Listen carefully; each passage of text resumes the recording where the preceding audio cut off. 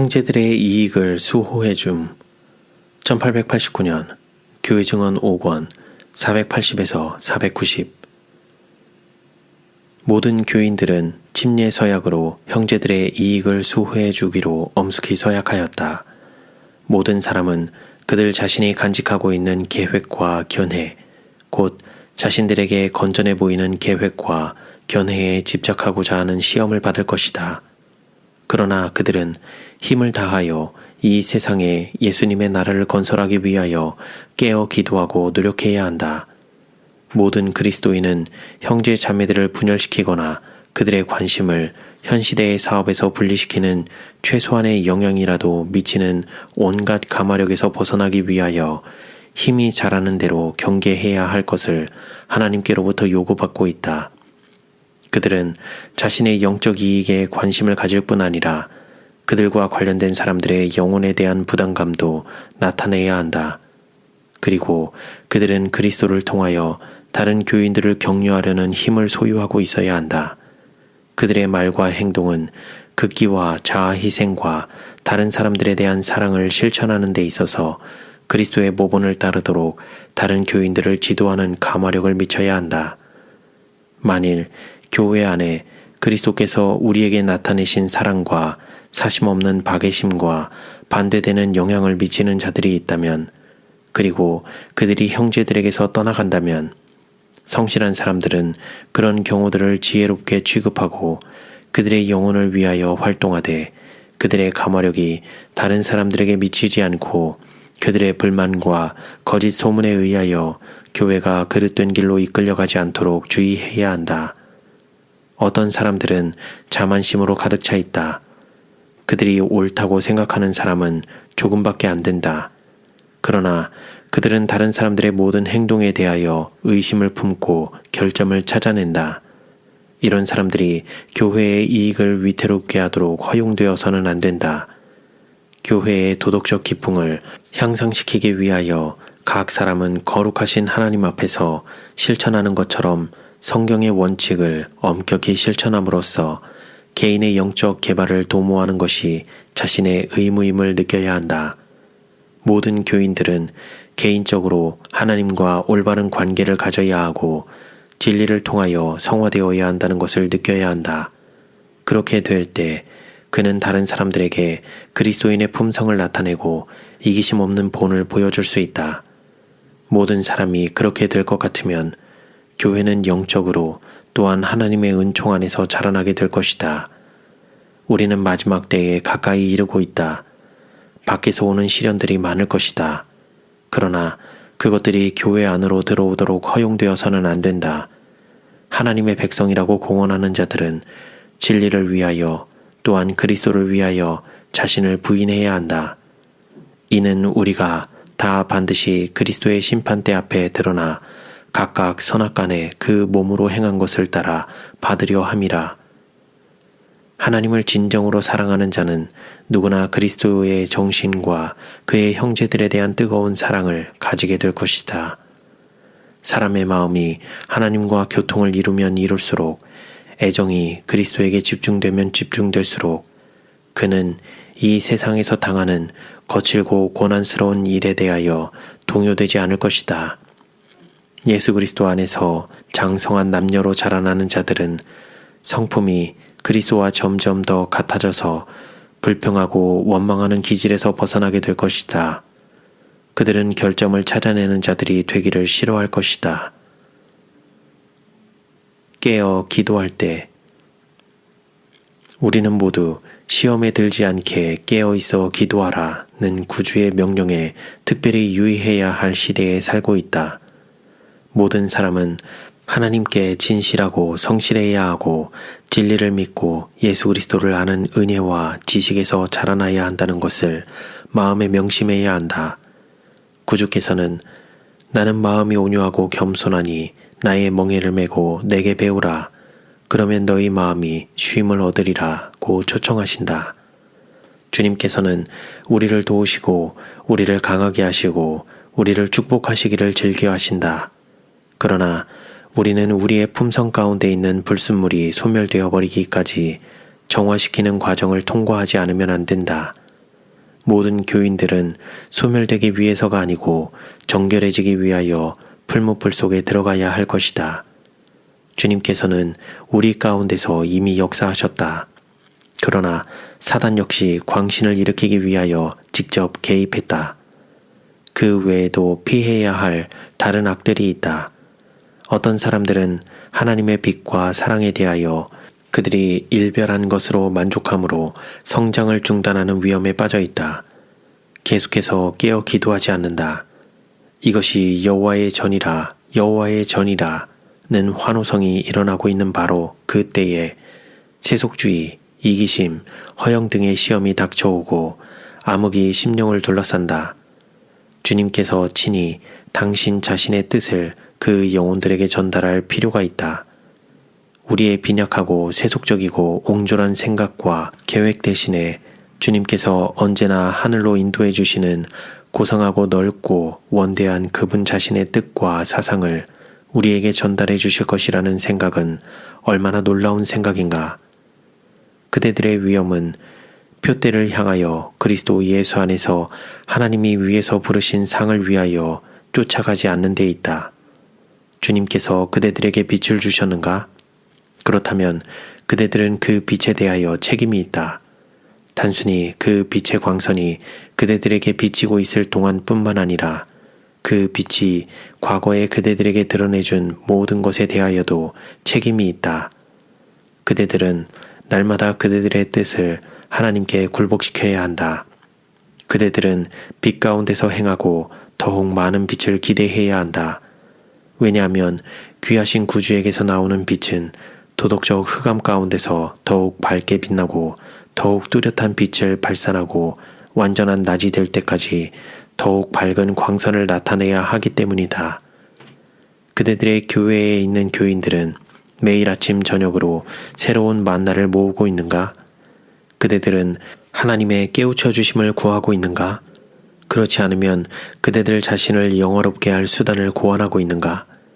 그대들은 그대들의 온 심령과 힘과 마음과 능력을 다하여 그대들 주변에 있는 다른 사람들을 세상의 빛 되시는 그리스도께로 인도하여 그들을 복되게 함으로써 하나님을 사랑하며 섬기고 있는가? 그대들은 지난날에 받은 축복으로 만족하고 있는가?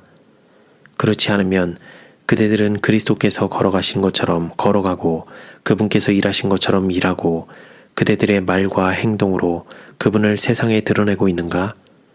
그대들은 순종하는 자녀로서 순결하고 거룩한 생애를 하고 있는가? 그리스도께서는 그대들의 생애에 들어오셔야 한다. 그분만이 그대들을 형제에 대한 시기심과 좋지 않은 추측에서 치료해 주실 수 있다. 그분만이 그대들 중 어떤 사람들에게 영적 손해가 되고 있는 자부심이 강한 정신에서 벗어나게 하실 수 있다. 예수님만이 그대들의 연약함과 그대들의 무지와 그대들의 타락한 본성을 느끼게 해주실 수 있다. 그분만이 그대들을 순결하게 해주고 세련되게 해주고 축복받은 자들과 함께 거하기에 적합하게 해주실 수 있다. 우리가 하나님을 의지하고 용감히 행하리니 그대들이 하나님과 그들의 형제들에게 성실하고 온갖 불친절한 생각과 시기심과 자존심을 억제할 때 그대들은 얼마만큼의 선을 행할 수 있을 것인가? 그대들의 생애는 다른 사람들에 대한 친절한 봉사로 채워져야 한다. 그대들은 갑옷을 벗어버리라는 요구를 얼마나 속히 받게 될 것인지 알지 못한다. 사망이 갑자기 그대들을 빼앗아 감으로써 그대들에게 마지막 변화를 위하여 준비할 시간을 주지 않거나 그대들의 사상을 하나님께 집중시켜 그분과 화목해질 수 있는 육체적 힘과 정신적 능력을 그대들에게 주지 않을 수도 있다. 미국의 어떤 사람들은 사람의 도움이 얼마나 허무한 것이며 그들에게 만족을 주어온 자존심과 독선이 얼마나 무가치한 것인지 경험을 통하여 깨닫게 될 것이다. 특권받은 우리 시대. 나는 주님의 영에 의하여 지금은 그대들에게 있어서 특권과 신뢰와 축복의 시대라는 것을 말하도록 권유받은 것을 생각한다. 그대들은 그 시대를 이용하지 않겠는가? 그대들은 하나님의 영광을 위하여 일하고 있는가? 그렇지 않으면 이기적 이득을 위하여 일하고 있는가? 그대들은 마음의 눈으로 자족과 경제적 이득을 얻을 수 있는 세속적 성공에 대한 빛나는 전망을 바라보고 있는가? 만일 그렇다면 그대들은 가장 쓰라린 실망을 당하게 될 것이다. 그러나 만일 그대들이 순결하고 거룩한 생애를 살고자 노력하고 그리스도께서 그분의 학교에서 배우도록 그대들을 초청한 교훈을 날마다 배움으로 마음이 온유하고 겸손해질 것 같으면 그대들은 세상의 환경이 변경시킬 수 없는 화평을 소유하게 될 것이다. 그리스도 안에 있는 생애는 안식의 생애이다. 불안과 불만과 초조는 그리스도가 계시지 않다는 것을 나타낸다. 예수님께서 생애에 들어오시게 되면 그 생애는 주님을 위한 선량하고 고상한 사업으로 충만해질 것이다. 그대들은 자아를 섬기는 것을 잊어버리고 사랑하는 구주께로 더욱 가까이 나아가는 생애를 살게 될 것이다. 그대들의 성품은 그리스도와 같아지고 그대들 주변에 있는 모든 사람들은 그대들이 그리스도와 같이 있었고 그분을 배웠다는 것을 알게 될 것이다. 각 사람은 자기 자신 안에 그 자신의 행복과 불행의 원인을 소유하고 있다. 만일 원하기만 하면 각 사람은 많은 사람들이 경험하고 있는 저속하고 감성적인 감정에서 초연할 수 있다. 그러나 자만한 상태에 놓여 있는 한 주님께서는 그를 위하여 아무것도 하실 수 없다. 사단은 감각을 무디게 하기 위하여 야망적인 계획들을 제시할 것이다. 그러나 우리는 표대를 향하여 그리스도 예수 안에서 하나님이 위에서 부르신 부름의 상을 앞에 두고 있어야 한다. 그대들이 할 수 있는 모든 선한 일로 이 세상 생애를 채우라. 지혜 있는 자는 궁창의 빛과 같이 빛날 것이요 많은 사람을 옳은 대로 돌아오게 한 자는 별과 같이 영원토록 비추리라. 만일 우리의 생애가 거룩한 향기로 충만해지고 우리가 다른 사람들에 대하여 좋게 생각함으로써 하나님께 영광을 돌리고 다른 사람들을 축복하기 위하여 훌륭한 행동을 할 것 같으면 우리는 오막살이에 살든지 왕궁에 살든지 문제가 되지 않는다. 환경은 영혼의 경험과 별반 상관이 없다. 우리의 모든 행동에 영향을 미치는 것은 품고 있는 정신이다. 하나님과 동료들로 더불어 화목하는 사람은 불행해질 수 없다. 시기심이 그의 마음속에 있지 않을 것이며 좋지 않은 추측이 발견될 여지가 없고 증오심이 존재할 수 없다. 하나님과 조화를 이루고 있는 마음은 이 세상 생애에 속한 괴로움과 시련을 초월하게 된다. 그러나 그리스도의 화평이 없는 마음은 불행하고 불만이 가득하다. 그 사람은 모든 것에서 결함을 보게 되고 가장 거룩한 노래에 부조화를 초래케 한다. 이기적인 생애는 악한 생애이다. 자기를 사랑하는 마음으로 가득한 사람들은 형제들에 대한 그릇된 생각들을 쌓아두고 하나님의 종들을 대적하는 말을 하게 될 것이다. 사단의 충동으로 흥분되고 가혹해진 감정은 쓴 물이 나는 샘이 되어 다른 사람들의 생애를 해롭게 하는 쓴 물을 언제나 흘러보내고 있다. 그리스도를 따로 놀아 주장하는 각 사람은 자기 자신을 낮게 평가하고 다른 사람들을 더욱 높이 평가해야 한다. 연합하고 연합하라. 연합에는 능력과 승리가 있고 불화와 분열에는 연약함과 패배가 있다. 이 말은 하늘에서 나에게 전달된 말이다. 나는 하나님의 대사로서 이 말을 그대들에게 전한다. 각 사람은 그리스도의 기도에 응하도록 노력해야 한다. 아버지께서 내 안에, 내가 아버지 안에 있는 것 같이 저희도 다 하나가 되어 우리 안에 있게 하사. 이것은 얼마나 귀중한 연합인가. 그리고 그리스도께서는 너희가 서로 사랑하면 이로써 모든 사람이 너희가 내 제자인 줄 알리라고 말씀하신다. 죽음이 우리 형제 중 하나를 빼앗아 갈 때 그가 받은 대접에 대한 우리의 기억은 어떠한가? 기억의 벽에 나타나는 상은 다시 비춰볼 만큼 즐거운 것인가? 그것들은 적절한 때에 친절한 말을 하고 동정을 베푼 그런 종류의 기억들인가? 그들의 형제들은 경솔한 간섭자들의 좋지 않은 추측들을 배격했는가? 그들은 그의 일을 옹호해 주었는가? 그들은 영감으로 된 다음의 명령에 성실했는가? 마음이 약한 자들을 안위하고 힘이 없는 자들을 붙들어주며 전에 내가 여러 사람을 교훈하였고 손이 늘어진 자면 강하게 하였고 너희는 약한 손을 강하게 하여 주며 떨리는 무릎을 굳게 하여 주며 겁내는 자에게 이르기를 너는 굳세게 하라 두려워 말라. 우리가 교회에서 교제해온 사람이 죽을 때 하늘책에 있는 기록이 변동 없이 고정되고 그 사람이 심판 때에 그 기록을 대할 수밖에 없이 된 것을 우리가 알 때 그 형제의 생각은 그에게 따르도록 권유한 행동에 대하여 비추어 볼 때 어떠한가? 그들이 그에게 끼친 영향은 어떤 것이었는가? 온갖 거친 말, 온갖 무분별한 행동이 얼마나 분명하게 마음에 회상되고 있는가? 그들에게 다시 한번 기회가 주어진다면 그들은 얼마나 다르게 행동할 것인가? 사도 바울은 슬픔 중에 있는 그에게 주어진 위로에 대하여 다음과 같이 말하므로 하나님께 감사하였다. 찬송하리로다. 그는 모든 위로의 하나님이시며 우리의 모든 환난 중에서 우리를 위로하사 우리로 하여금 하나님께 받은 위로로서 모든 환난 중에 있는 자들을 능히 위로하게 하시는 이시로다. 바울은 자신의 심령에 감동을 주는 하나님의 사랑의 위로와 온기를 느낄 때 그 축복을 다른 사람들에게 나타내었다. 우리의 기억의 벽에 걸려있는 그림들이 감히 회상해 볼 수 없는 성격의 것이 되지 않도록 우리의 행동을 단정하게 하자. 우리와 교제하던 사람들이 죽은 후에는 그들에게 한 어떤 말도 철회하거나 어떤 마음 아픈 인상도 기억에서 씻어버릴 수 없을 것이다.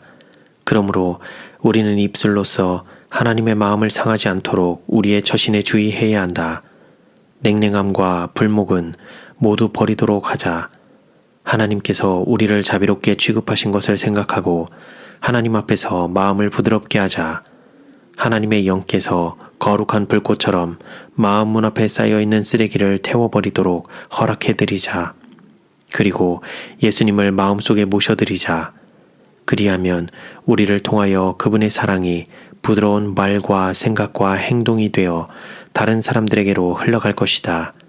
그렇게 되면 죽음이 우리와 친구들을 분리시켜서 우리가 하나님의 심판정에 설 때까지 더 이상 만나지 못할지라도 우리의 말에 대한 기록이 나타나는 것을 부끄러워하지 않게 될 것이다. 사망으로 눈이 감겨지고 두 손이 조용한 가슴 위에 포개어질 때 불목의 감정은 얼마나 신속히 바뀌어지는가. 시기하던 일과 쓰라린 일도 사라지고 멸시와 과오도 용서되고 잊혀진다. 죽은 자들에게 정다운 말을 얼마나 많이 하게 되는가. 그들의 생애에 있던 얼마나 많은 일들이 마음에 떠오르는가. 칭찬과 찬양이 이제 아낌없이 표현된다. 그러나 그것들은 듣지 못하는 귀와 느끼지 못하는 마음을 향하여 표현된다. 만일 피곤한 심령이 이런 말들을 그처럼 필요로 하던 때 귀가 들을 수 있고 마음이 느낄 수 있었던 때에 했다면 얼마나 즐거운 상이 기억 속에 남아 있었을까. 얼마나 많은 사람들이 죽은 자 곁에 엄숙하고 조용히 서 있을 때 이제 영원히 조용해진 그 마음에 슬픔을 가져다 준 말과 행동을 부끄러움과 슬픔으로 회상하는가. 이제 우리는 모든 아름다움과 사랑과 친절을 우리의 생애에 받아들이자. 다른 사람들과 교제할 때 사려 깊고 감사하고 끈기 있고 참을성 있는 미덕을 나타내자. 죽어가는 자들과 죽은 자들 주변에서 나타내는 생각과 감정이 일상생애에서 우리 형제 자매들과 교제하는 가운데 나타나게 하자.